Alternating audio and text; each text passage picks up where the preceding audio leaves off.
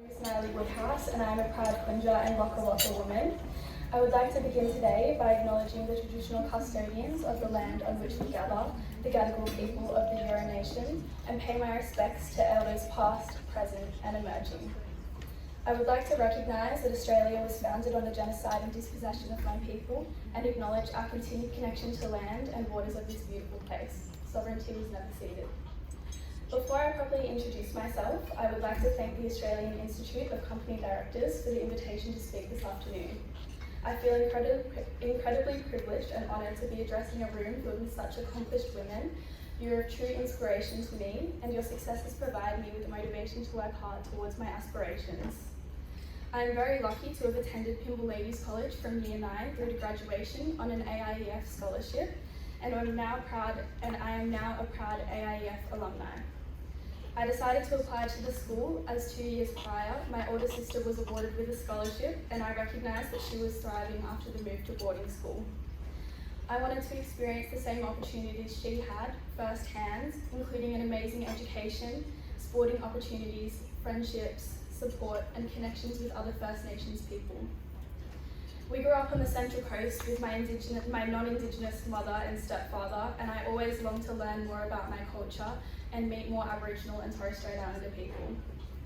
The opportunities and cultural events that AIEF offered me allowed me to do this, and through learning more about my culture, I became so extremely proud to be an Aboriginal woman, and my aspirations to do great things for myself and for my people became greater. I will be thankful for this forever.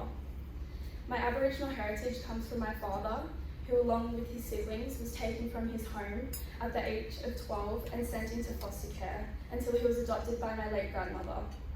Unfortunately, because of this, I never knew much about my mob and only discovered that I am a Kunja and Waka Waka woman when I was in Year 10. I struggled until the age of 17 with my cultural identity and was scared to tell people I was Aboriginal when asked what my nationality was, in fear of judgment and racism. However, fortunately, through meeting such strong and proud First Nations women through AIEF, I have gained so much knowledge and confidence that has shaped me into the proud Aboriginal woman I am today.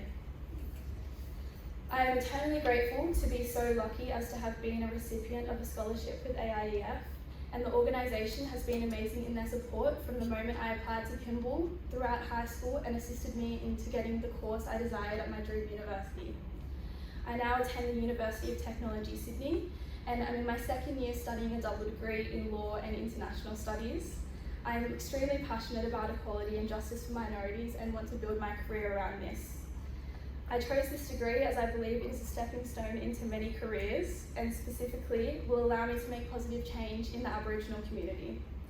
I hope to gain legal knowledge and experience through an internship at a law firm in the future and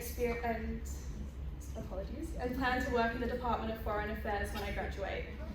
I aspire to work in many different roles over my career, and most importantly, I want to build knowledge and experience that will allow me to connect and support Aboriginal and Torres Strait Islander people. Thank you. I just want to acknowledge Niley and her very powerful acknowledgement of country. We were chatting a little earlier about how nervous we all get as women standing up here, and Ita gave us both some awesome advice about how to look above everybody's heads and know that they're here to hear you speak, so you are the expert. I'm going to take that with me.